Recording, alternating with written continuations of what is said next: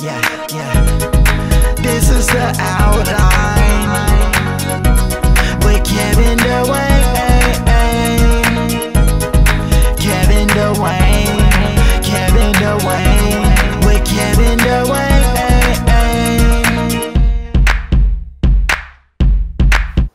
Hey, it's the Outline with Kevin Dwayne. Thank you for joining me. This is going to be a music review video.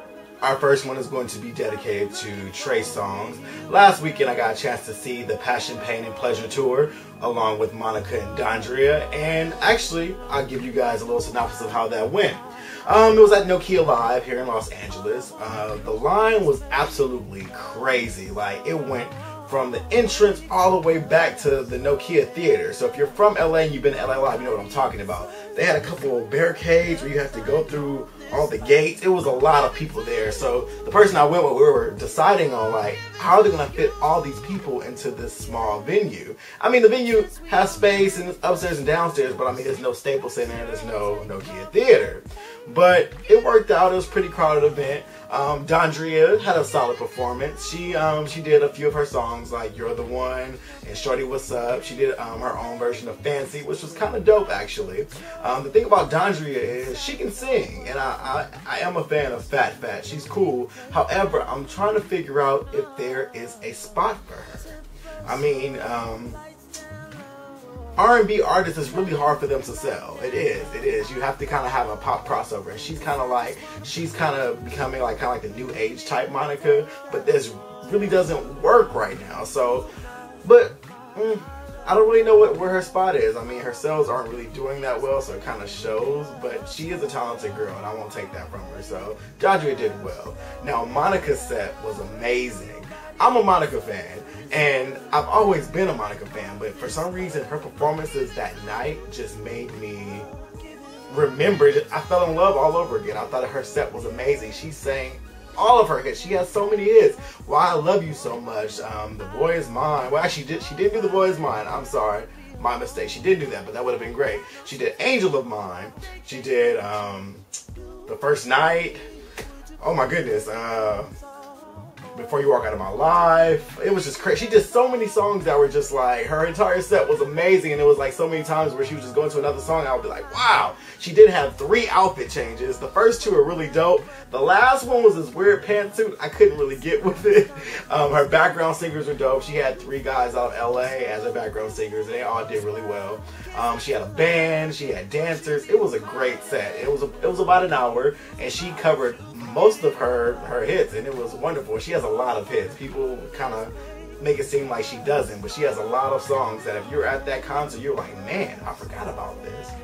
And that actually kind of made the night for me, because it was kind of weird going to this concert and having her not be top bill. I mean, she's been in the game for so long, but I do understand that Trey Songz is actually, you know, really big right now.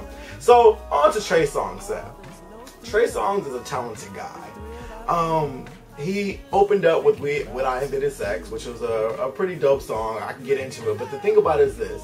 He sang a couple new songs off the new album, Passion, Pain, and Pleasure, which is out Tuesday, which this video should be out on Tuesday. So today, the video, go get the album, Passion, Pain, and Pleasure. He sung a couple songs like Love Faces and Massage and Bottoms Up off of there. But the issue I had with this was his first headlining tour. Trey Songz, I understand, has sexed up his image, and he has to kind of please a certain type of audience now, and it's almost like he dumbed down himself to do it, because his first album was actually a very well put together album, and it wasn't that sexual. The second album got a little more raunchy, and then Ready was just like, man, that in the mixtape, it was just like, okay, now it's just like porn music, seriously. And so with his set, it was pretty much based on sex. Like, he did like all these slow songs, and they were all in a row. So what happens is, when you're standing there, because I was in the general audience standing, it was just, my feet were hurting, and he's going through all these slow songs. I'm like, man, like, you're losing me. I mean, the ladies loved it, and you gotta please them, but it was too long of a set. Like, some songs will last about 10 minutes, and then another one will last another 15 minutes. He would bring someone on stage and do massages. Then he had this whole thing with Neighbors Know My Name, where he just did this whole, you know, the finger licking and the grabbing and the touching, and pretty much he was pretty much acting out a sex scene, and the ladies loved that, but it was just a little too much for me. It was just like, man, we need to move this on. What saved the night for me was when Drake came out. They did Fancy. Drake came out, rocked the stage real quick. He did Bottoms Up, and he ended with Say I, and so we were out. But overall, it was a good show. I just wish that they would mix the setup a little bit more so he doesn't have so many slow songs in one spot.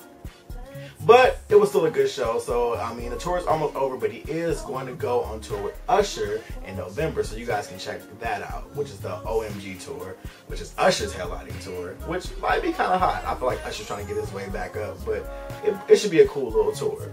Now, let's bring it to Trey Songz' album, which comes out today. Passion, Pain, and Pleasure. It's a concept album. You guys may have checked out my website, KevinDuane.com. Go check it out. I did a review on Dwale, Once World Women. It's the same concept. Basically, he has the 3 sections, and he has songs that go in the section. Now, my first gripe with this album is this. Why not go in order, Trey? The song is called Passion, Pain, and Pleasure, but he starts with pain, then he goes into pleasure, then he goes into passion. I was like, that's pretty interesting. But the songs still fall accordingly. Like Pain, he has a song like called Can't Be Friends, which is his second single, which the song I love. I love Can't Be Friends. He has another one called Please Return My Call. And basically each song follows in it. And then under Pleasure, you have like Bottoms Up. Under Passion, he has like the Unusual, which is the song with Drake, and it's kind of, they fall in line, and I think it's a really good album. Key tracks are pretty much Please Return My Call, Alone, Massage, Love Faces. He has some pretty good tracks. I think it's a good album. It's not too oversexed. I mean, Ready was a pretty sensual album. This album kind of has a balance. He does have his nasty songs, but he has also some songs about relationships. And I like the album. I think it should do well. I mean, we'll see how he charts. I mean, next week we'll have the Billboard, but I think it's a good album. He does have some R. Kelly sounding stuff now. We'll say it's kind of like on the Chocolate Factory. Not to compare the two, I mean, but it's kind of obvious who his mentors were and where he's getting his material from. It's very R. Kelly sounding, and that's not a bad thing. R. Kelly has given us hits as well. But overall, it's a good album, so go get it. It's on iTunes. It's in stores. Go get your copy. So that was my review. I will be coming to you with more reviews later on this week, and make sure you guys check out KevinDuane.com. I'm also posting my VMA. I went to the VMAs, had a great time. I'm doing a 2-part review of the VMAs, and so just my experience of going through and being in the amphitheater, pretty much. Just so check it out. KevinDuane.com. You can also follow me on Twitter, TheworldofKevin. And I will see you guys soon on the outline. Thank you.